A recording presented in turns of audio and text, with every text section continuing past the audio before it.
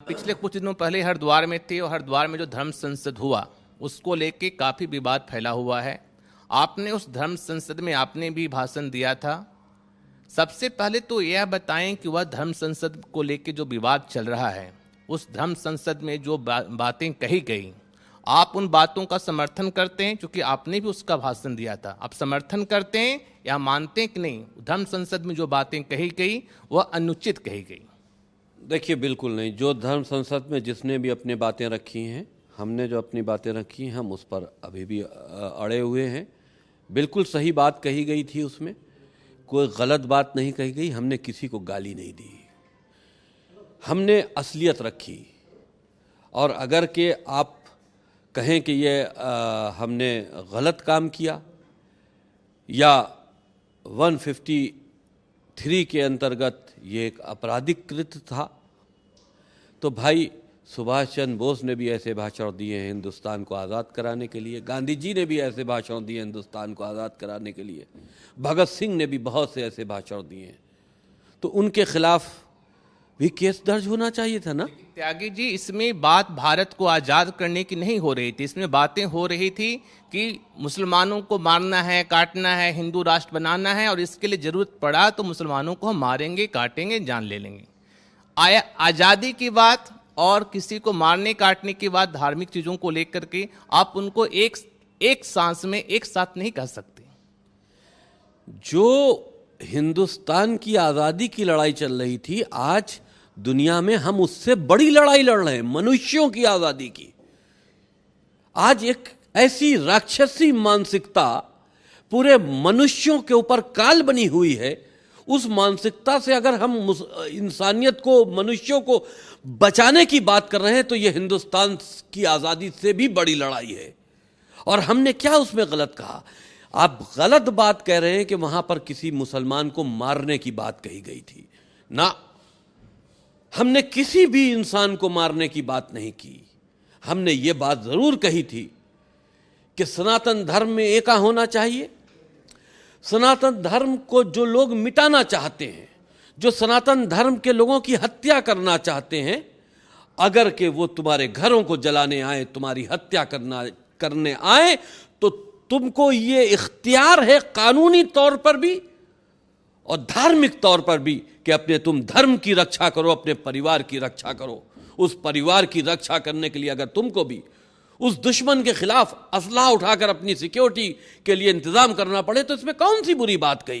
परिवार की रक्षा के लिए, अपने धर्म की रक्षा के लिए, अपने घर की रक्षा के लिए शस्त्र उठाना एक अलग विषय है, और हिंदू राष्ट्र बनाने के लिए शस्त्र उठाना और शस्त्र उठाना अलग विषय है। दोनों को आप एक साथ मानते हैं? हिंदू राष्ट्र बनाने की बात कही थी, हिंदू राष्ट्र के लिए शस्त्र उठाने की बात नहीं कही गई। देखिए, हिंदू राष्ट्र तो है, बनाओ या ना बनाओ। जहां पर हिंदू बहुसंख्यक हो, जहां पर सनातनी बहुसंख्यक हो, वो हिंदू राष्ट्र है। मुसलमानों की यहां जगह क्या है, पहले आप तो ये बताओ ना। मैंने तो उसमें प्रस्ताव रखा कि एनआरसी सिर्फ और सिर्फ मुसलमानों पर ही लागू होनी चाहिए, हिंदुओं को इससे दूर रखना चाहिए। क्यों? सनातन धर्म का कोई भी व्यक्ति अगर अमेरिका में भी रहता है, इंग्लैंड में भी रहता है, रशिया में भी रहता है, तो वो उसका कहीं ना कहीं से संबंध हिंदुस्तान से जरूर मिलेगा, भारत से जरूर मिलेगा। लेकिन कोई भी मुसलमान, पूरी बात सुनिए, कोई भी मुसलमान हिंदुस्तान में जो रहता है, या तो वो कन्वर्टेड है और या बाहर से आया है। ये दो ही पहलू हैं, तो पहचान तो बतानी पड़ेगी। एनआरसी सिर्फ मुसलमानों के लिए लागू होना चाहिए, ये कौन सी गलत बात है? जब सीए हिंदुस्तान ने लागू किया तो मुसलमानों के पेट में बड़ा दर्द था कि इसमें मुसलमानों को नहीं रखा गया। अब तो हम कह रहे हैं कि साहब एनआरसी सिर्फ मुसलमानों पर लागू होना चाहिए, तो परेशान होने की जरूरत नहीं, अब तो सिर्फ तुम्हारी ही बात की जा रही है। एक कंट्रडिक्टी नहीं लगता? एक तरफ आप कहते हैं कि जितने मुसलमान हैं भारत में, जितने मुसलमान हैं उनका डीएनए निकालो। अभी आपके मैं सुन रहा था, आप बोल रहे थे कि अगर मोहम्मद का भी डीएनए निकालो वो भी हिंदू निकलेगा।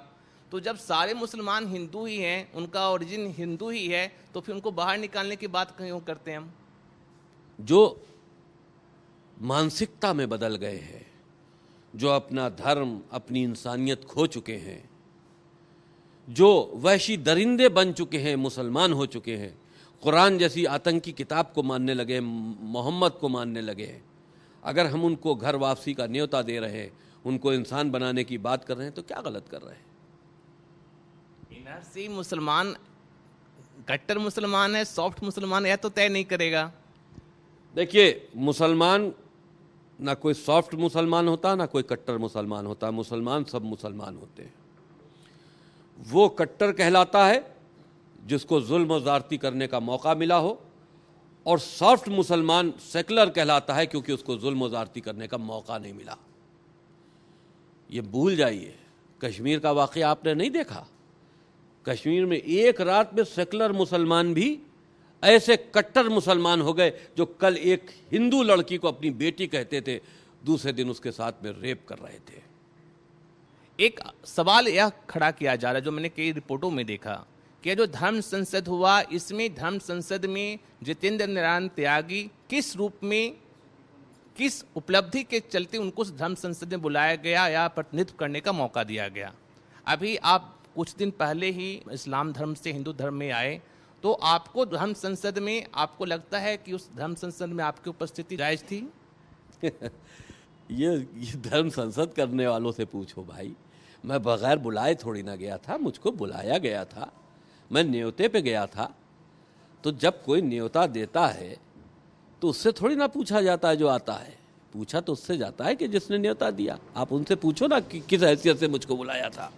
आपने इस्लाम धर्म को क्यों त्याग? कई लोग कहते हैं कि आपको इस्लाम धर्म से निकाला गया, तब जाकर के आप हिंदू धर्म में आए, और आप कहते हैं कि आपने इस्लाम धर्म को त्याग करके आपने हिंदू धर्म को कबूल किया। थोड़ा देखो भाई, किसी के बाप की इतनी हैसियत नहीं थी कि वो हमको कहीं से निकाल दे, पहली चीज़। दूसरी चीज़ ये कि जब मैंने इस्लाम को पढ़ा और समझा तो मुझे लगा कि ये धर्म नहीं, ये आतंकी संगठन है, ये राक्षसी विचारधारा के लोग हैं, यहाँ सब कुछ गलत है।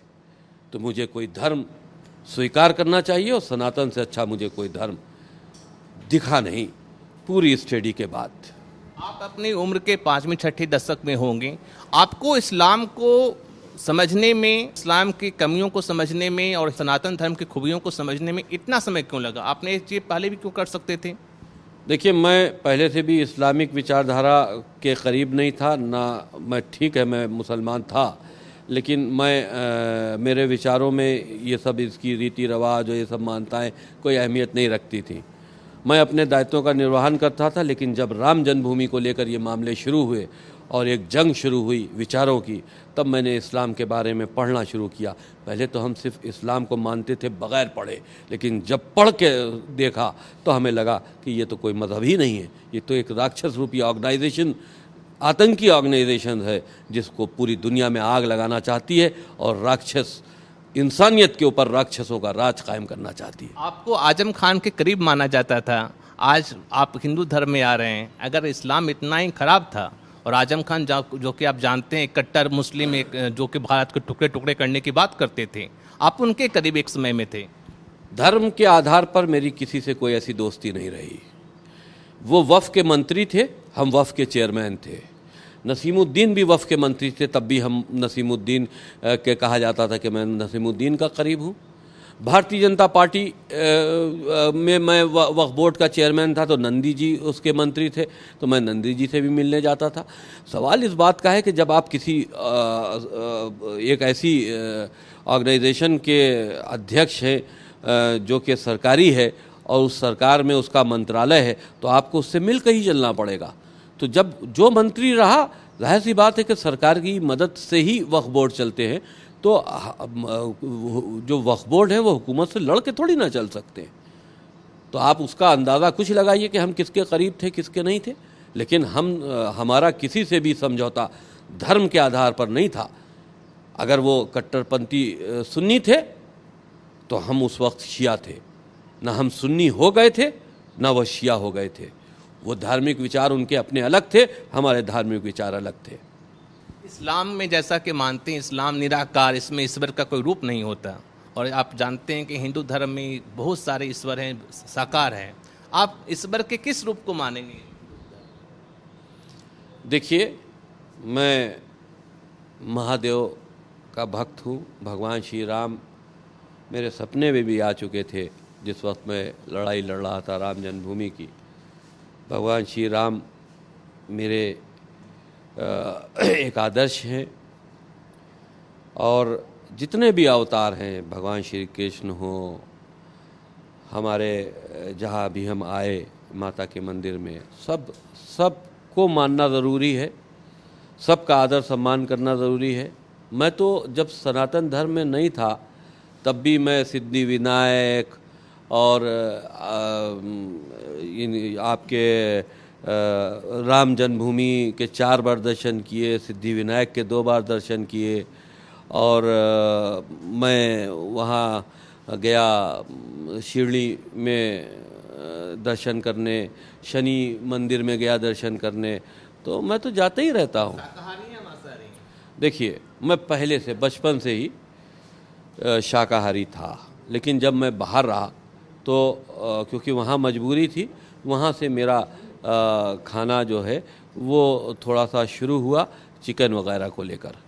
लेकिन क्योंकि मेरा अभी पेट का ऑपरेशन भी हुआ है और मैं कोई बड़े शौक़ से चिकन वगैरह खाता भी नहीं था, और अब तो सनातन धर्म कबूल कर चुका हूँ, तो इसलिए अब इन चीज़ों को तो अब हम छुएंगे भी नहीं। बिल्कुल बिल्कुल। मदरसों को लेके काफ़ी बातें हो रही है त्यागी जी, मदरसों को लेके काफ़ी बातें हो रही है कि मदरसे बंद, यहाँ पर आसाम में मदरसे बंद भी किए गए हैं, उसको लेके कोई बात करना चाहेंगे? बिल्कुल, सब बंद कर दो, एक न खुला रहना चाहिए।